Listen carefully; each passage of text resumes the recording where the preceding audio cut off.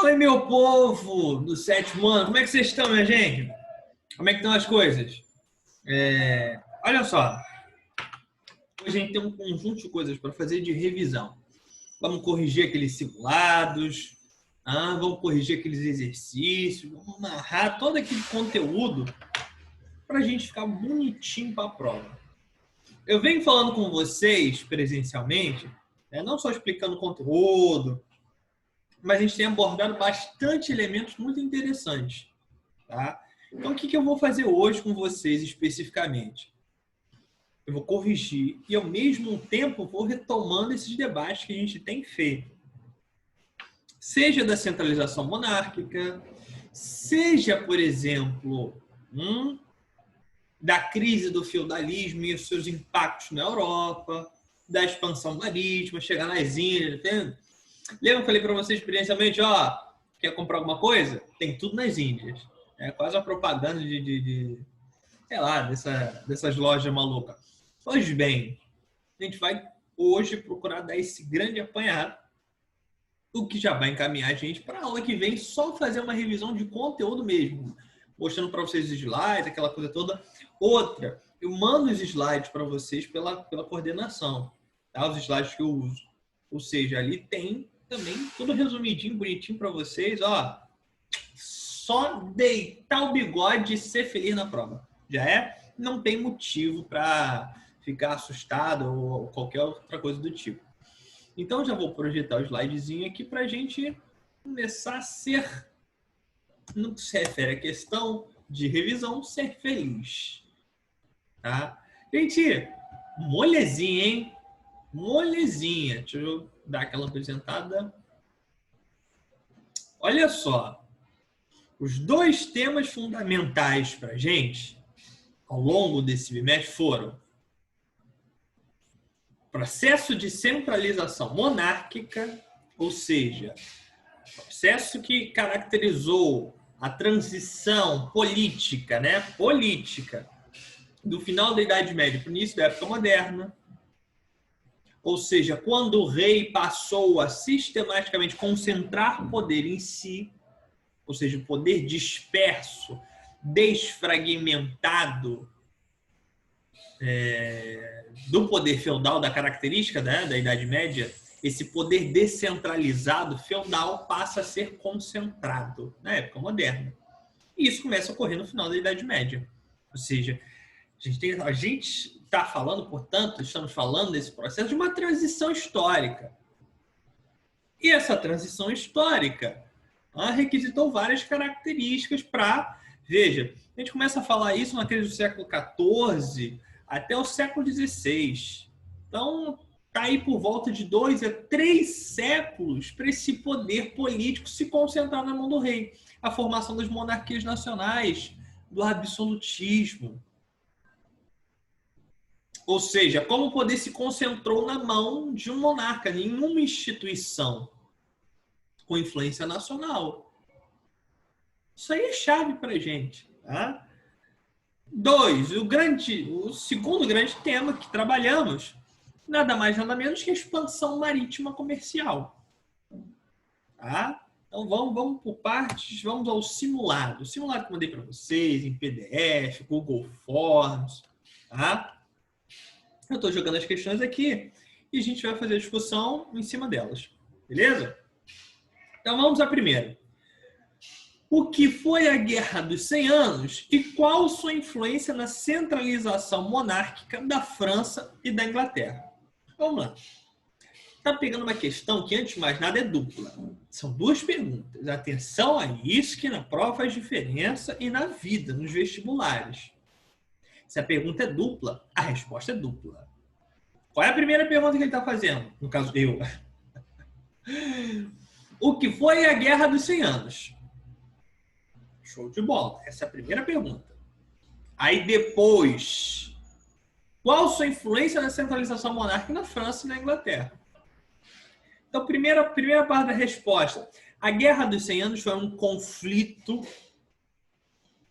uma guerra entre a França e a Inglaterra por disputas dinásticas. Repetindo, a Guerra dos 100 Anos foi uma guerra, naturalmente um conflito envolvendo França e Inglaterra por disputas dinásticas. O que isso significa?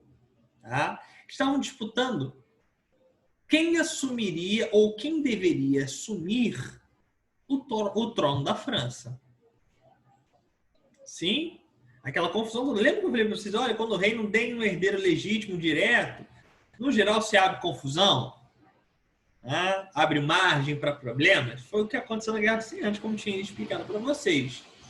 E qual o impacto dela, qual a influência dela na centralização monárquica? Essas guerras auxiliaram tanto a monarquia na Inglaterra quanto a monarquia na França, ou seja, tanto o rei inglês quanto o rei francês, a incrementar instrumentos para centralizar o poder. Porque vamos lá, estamos em guerra. Pá, confusão danada, guerra feudal, temos que fazer o quê? Organizar, mobilizar tropas, recursos.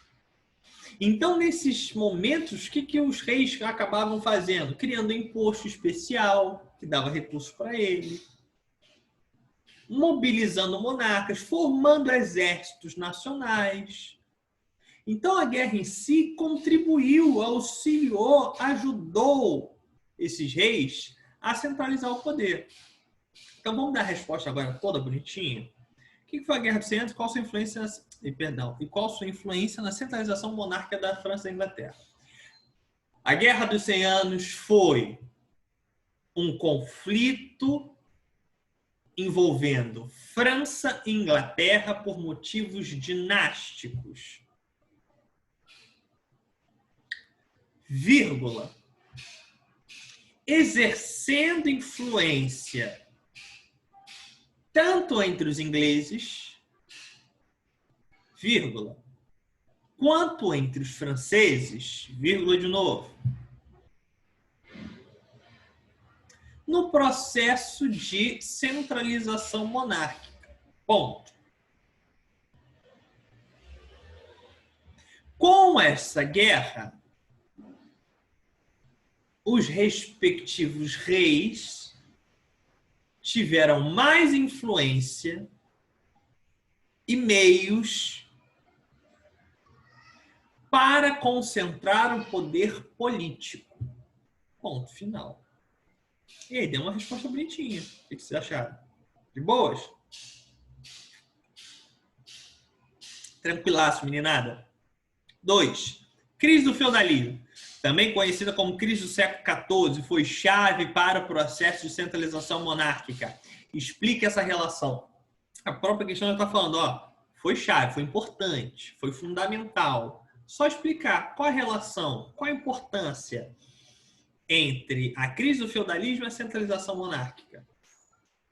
Tranquilaço, gente. Falamos isso aí várias vezes. Isso aí mole para você cefar com o pé nas costas. Resposta. A crise do feudalismo no século XIV enfraqueceu os senhores feudais. Ponto. Com isso, vírgula,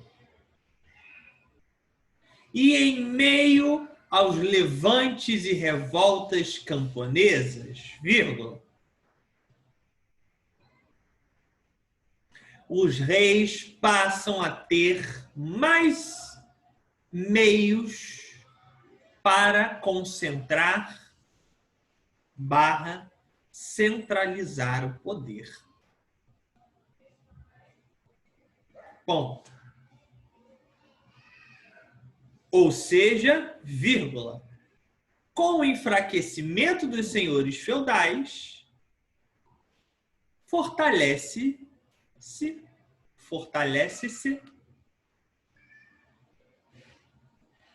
o poder dos reis. Ponto final. Show, galera? Matamos? Sem mistério, hein? Sem mistério. Toda vez que estiver falando de crise de feudalismo e centralização lá, são processos que andam juntos.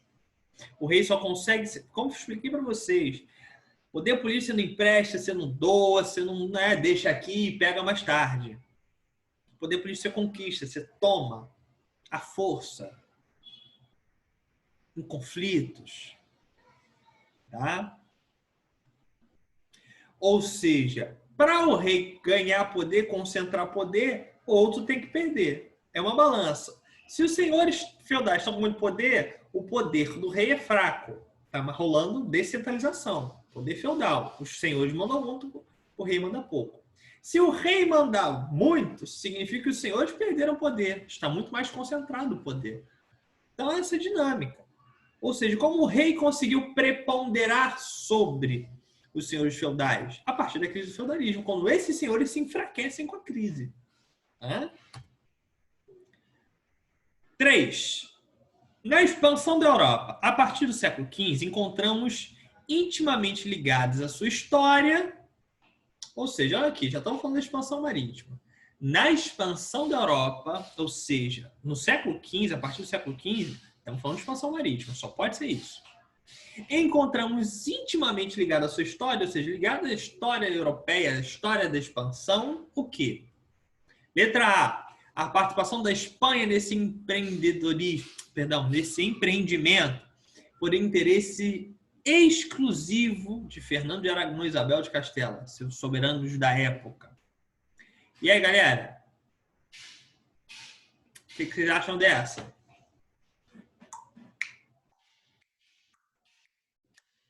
Errada, gente. Errado. Olha aqui, ó. A Espanha participou sim, junto com Portugal, e foi muito importante. Mas por interesse exclusivo de Fernando de Aragão e Isabel de Castela, ou seja, os reis, não. A burguesia ganhou dinheiro, a burguesia mercantil. Setores médios ganharam dinheiro. Todo mundo estava envolvido ali e tinha interesse nesse processo. Então, não eram só os reis que queriam, que achavam bacana. Não. B. A descoberta da América em 1492 anulou imediatamente o interesse comercial da Europa no Oriente. Não! As Índias vão continuar muito importantes, o comércio das especiarias vão continuar muito importante. Tá? Quando você tem lá, entre aspas, a descoberta da América, do ponto de vista europeu, aquela coisa toda, a única coisa que significa dizer é que, atenção a isso, os europeus teriam mais uma área de exploração. Mas não significa que as outras regiões, e o Oriente era muito importante, deixou de ser central. Muito pelo contrário. Tá?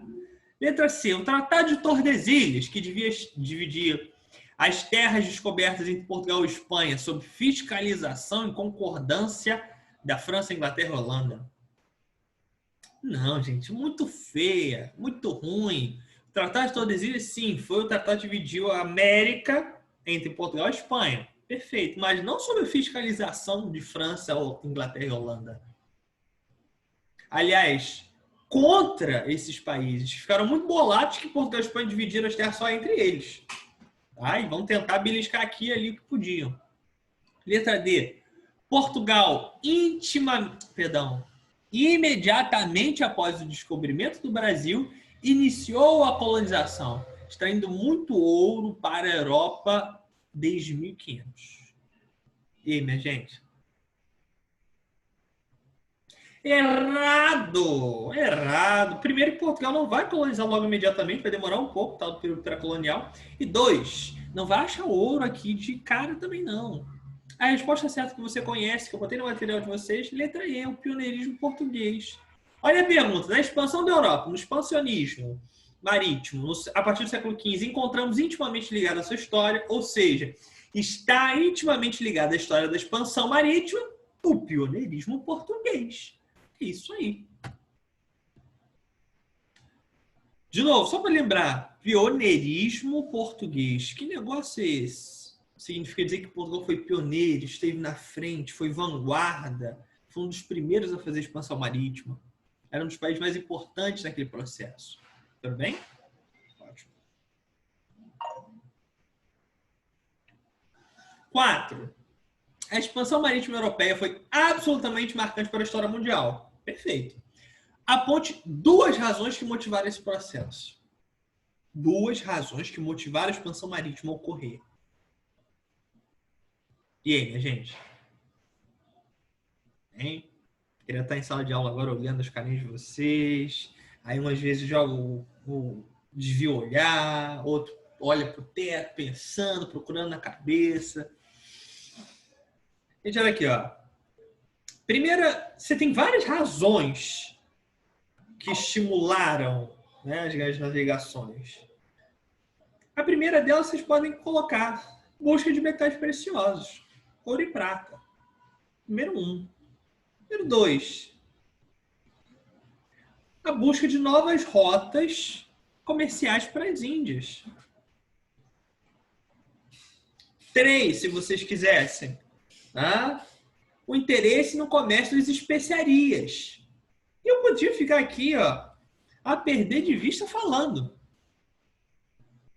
vocês terem dimensão de como é um processo amplíssimo, né? É isso, galera. De boa. Essa aqui molha demais. Porque os europeus se lançam no mar, eles estão atrás de quê? Grana.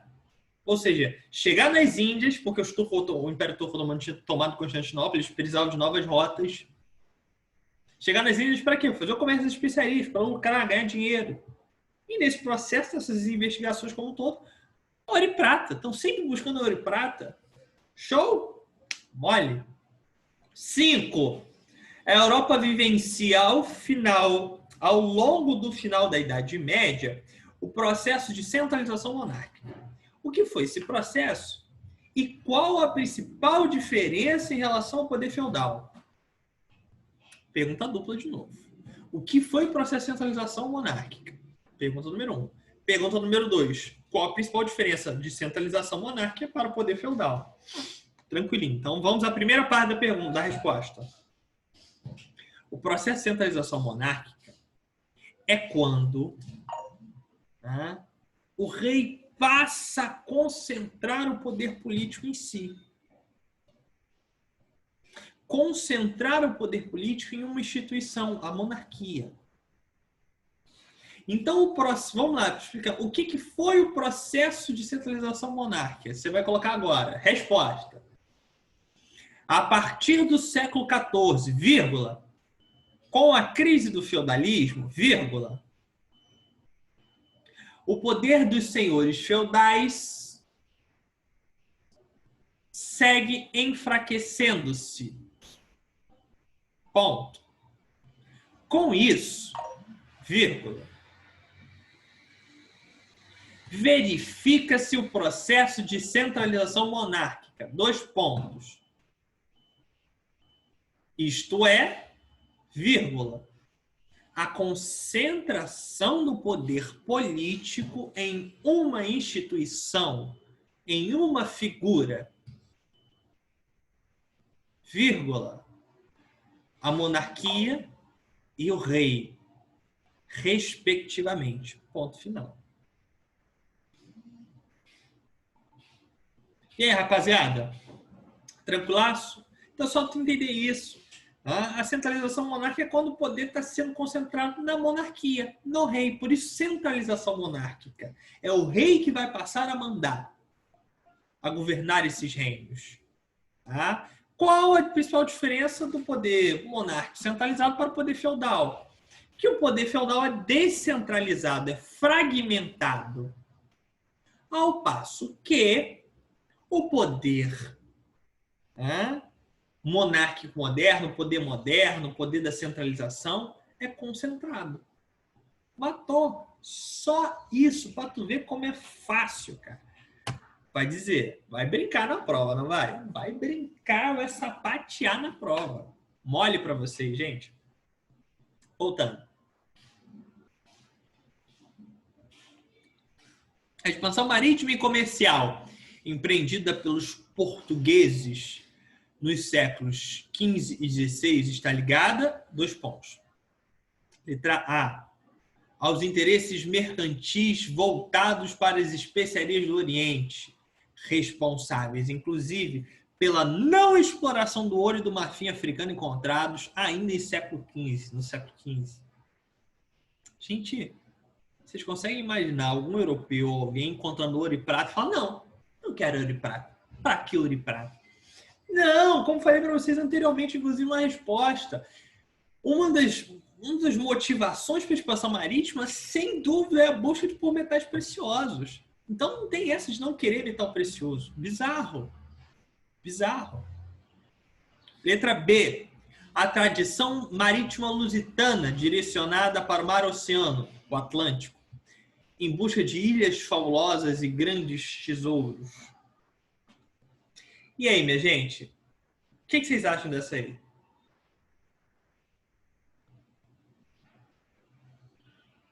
Não, galera, não. Olha aqui, olha quem está perguntando. A expansão marítima e comercial, empreendida pelos portugueses no século XV e XVI, está ligada, ou seja, a uma tradição dos portugueses de buscarem ilhas fabulosas. Não está parecendo meio filme, não? Aquela coisa assim, de sessão da tarde, vamos buscar o tesouro, o mapa do tesouro. Não é por aí. Não dá para dizer que esse é o ponto central da expansão marítima portuguesa. Letra C. A existência de planos meticulosos. O que é meticuloso? É aquilo que é detalhado. Tá? Ou seja, a existência de planos meticulosos, detalhados, bem pontuais, traçados pelos sábios da escola de Sagres, que previam alcançar o Oriente navegando para o Ocidente. Gente, não. Outra resposta equivocada. A escola de Sagres mal existiu, ainda há muitas dúvidas entre os historiadores se ela de fato foi uma realidade, se ela de fato foi concreta. Há muito disso não me disse ainda. E 2, o objetivo da expansão marítima, inicialmente, não era navegar para dar a volta na Terra nesse sentido. Ou seja, navegar para o Ocidente para chegar no Oriente. Não. Era contornar a África. Eles vão ter esse conhecimento depois e vão descobrir que realmente dá para fazer isso. Só que não dá para fazer direto. Mas isso é posterior, galera. Posterior. Tá? Então fiquem atentos a isso, por favor. Letra D. Há diversas causalidades que, aliadas ao conhecimento geográfico muçulmano, permitiram avançar sempre para o sul e assim atingir as Índias. Diversas casualidades. Que tipo de casualidades? Que coisas casuais ocorreram que motivaram, que vincularam a expansão marítima? Não, galera. E os contatos com os muçulmanos ainda nesse período ainda são muito restritos. Tá? Letra E. Ao caráter sistemático que assumiu a empresa mercantil explorando o litoral africano, mas sempre em busca de dar passagem que levaria as Índias. Aí sim, essa é a resposta. Ou seja, os portugueses ficaram explorando a costa africana sempre e sistematicamente, ou seja, direto. Mas nunca sem perder o objetivo de chegar nas Índias. E por isso mesmo, conseguiram. Tá? 7. Há alguma relação entre a tomada de Constantinopla em 1453 e a expansão marítima europeia? Justifique sua resposta. Sim, há uma relação. Qual a justificativa? Quando o Império Turco-Otomano toma Constantinopla, em 1453, tudo isso já é essa resposta, hein? As rotas comerciais tradicionais entre a Europa e as Índias fica bloqueada. Ponto. Dessa forma, vírgula, incentivou-se ainda mais a expansão marítima europeia, vírgula, que buscava, dentre tantos objetivos, vírgula, alcançar as Índias, contornando a África. Ponto. Ou seja, mole demais. Só isso. Tem mistério? Não dá para arrasar? Dá para brincar, dá para sambar na cara da prova, gente. Pô, galerinha, mole demais. 8. O que foi a chamada Reconquista na Península Ibérica? Há alguma relação desse processo com a centralização monárquica na região? Primeira coisa, a Península Ibérica é Portugal e Espanha. Primeira pergunta, o que foi chamada Reconquista? Mostrei um mapinha para vocês. Vou mostrar de novo na aula que vem, aquela coisa toda. Galerinha, foi os cristãos derrotando e expulsando sistematicamente os mouros, ou seja, os muçulmanos da Península Ibérica, que subiram quase até o norte e foram depois sendo empurrados para baixo. Só isso. Só isso, galera. Então, o que foi a chamada Reconquista? A luta dos católicos na Península Ibérica para a expulsão dos muçulmanos dessa região. Ponto. E aí, para responder a segunda, há alguma relação? Sim. Vamos continuar agora a resposta. Esse conjunto histórico de guerras ofereceu recursos, vírgula, mecanismos, vírgula, e ideologias para centralização monárquica na região. Ou seja, foi na luta contra os muçulmanos que o rei foi conseguindo cada vez mais poder, mais força para conseguir organizar aquelas disputas e ser o grande líder do processo. Então, não há dúvida, tem uma relação íntima. Tá? 9. A gente versus mitos e medos do mar no século XV. Os europeus alimentavam diversos temores com as navegações. Cite 2 exemplos que explicam seu impacto. Você pode citar o Kraken e as sereias. O polvo gigante e a baleia assassina, ou ainda que a Terra era plana. Qual é o impacto desses medos? E aí a gente responde a segunda parte. Dificultava e encarecia as navegações. Porque não era todo mundo que queria se lançar naquele negócio. Havia realmente um sentimento de opa, não é muito legal isso aí não. Né? Então, atenção a isso. E 10. Aponte uma consequência da expansão marítima e explique-a. Uma grande consequência da expansão marítima. A conquista da América. A descoberta da América. Começa por aí.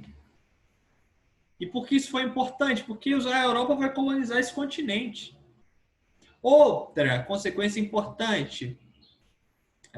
O estreitamento de laços comerciais entre os vários continentes. Entre aspas, uma pequena globalização. Então, você tem vários impactos que foram processados, gente, por essa expansão marítima. Tá? Galerinha, amarramos essa primeira parte. Dúvidas e questões, é só me procurar. A aula que vem, corrijo mais exercícios que eu já passei para vocês e repasso os slides bonitinho para vocês verem tudinho, vou amarrando pontinho a pontinho. Beleza? Ó, beijão, se cuida, hein? Tchau, tchau.